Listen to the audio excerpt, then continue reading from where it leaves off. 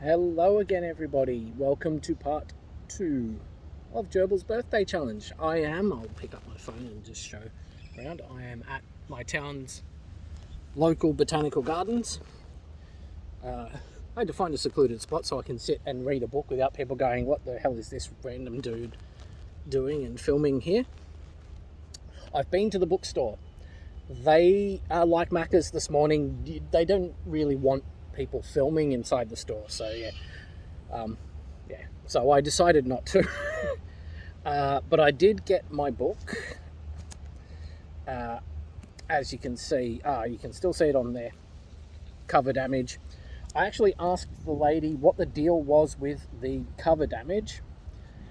Apparently this book was shrink wrapped and put into storage with a bunch of other books that hadn't sold for a while, because this book was from like 2007 or something.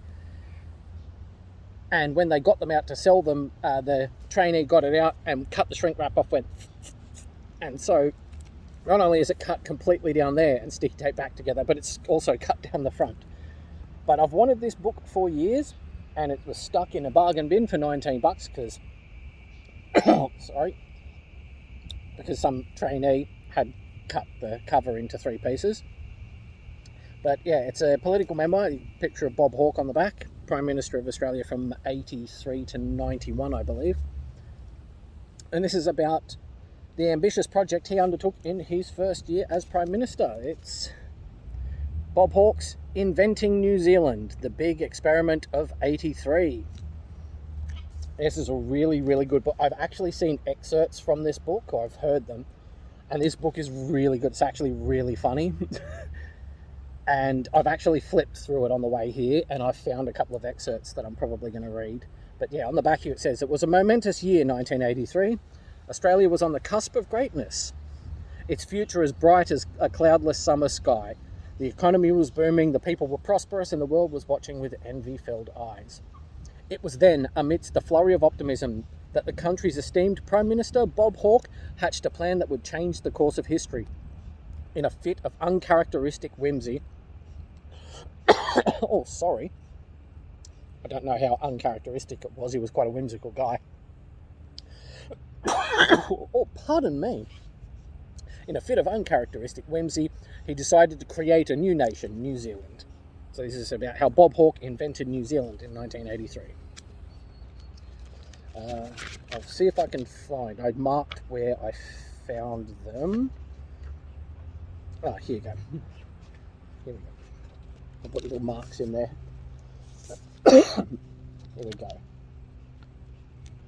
This was, his interaction with one of his several interactions with Paul Keating, who was his deputy. I couldn't help it. I was cackling to myself like a dingo at a school camp. I got myself one of them magnetic alphabets, them ones you buy from the kids shop, from the $2 shop. The ones you buy for your kids from the $2 shop. You stick them on your fridge and the kid makes rude words out of them. It's piss funny, mate. It was Friday arvo. I'd laid out the alphabet on the bar fridge in my office. I'd been staring at them little pricks all day, only breaking my gaze to open the fridge and grab myself a cold beer. I'd been so engrossed in this linguistic wizardry that I'd only downed 8 cans today. I'd usually sink 10 to 12 on an average workday, so I was feeling uncomfortably lucid.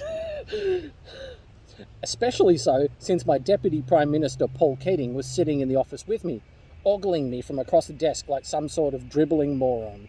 Mate, that bloke was a full-on dickhead. That was the moment I had the idea. I took my alphabets, the letters all in order, and just switched all the vowels around. I tell you what, I was fucking pissing myself. You can't do that. This is my Paul Keating voice. You can't do that. That's a culture's language and heritage. It makes a mockery, said Keating in his usual feckless private school murmur. Why not? It'd be fucking piss funny. Have a laugh, you specky bastard, I roared back at him. My expert use of shouting and profanities had asserted my dominance over my weaker colleague. Keating nodded in an acquiescent agreement with his superior as I shotgunned a tinny in celebration of my achievement. You see, Keating, this is why you got no mates, I told him. To be honest, I felt a bit sorry for him. bucks. Amanda Vanstone used to bash him up for his lunch money outside the Parliament House cafeteria every day. I would have stuck up for him, but I didn't want people to think I was mates with some feeble pissy poppy pants. Come to think of it, that might be why he ousted me as PM in 1991. And that's what happened. Paul Keating eventually got rid of Bob Hawke as PM in 1991. But yeah, that was coming up with the Kiwi alphabet, and I'll find where the next one is that I wanted to read. Oh, this one. This was him meeting with his the leader of the opposition, because he won the election in '83, and the guy he beat immediately retired, and so this is the guy's replacement. Oh God, the meeting with Peacock. Pardon me. I gave Fraser an absolute flogging in the March '83 election. As you'd expect, Malcolm wasted no time spitting the dummy and crying his sorry ass straight out the front door of Parliament House. All I could do was sit back and wait for whatever useless dipshit the coalition would choose as their next parliamentary leader. They chose Andrew Peacock.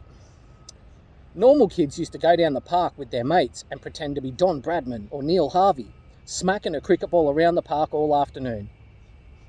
This guy was one of them specky losers who used to pretend he was a politician when he was a kid, president of the so-called Young Conservatives. I swear, I was going to tear this cupcake a new one if he pissed me off. Andrew Peacock voice now.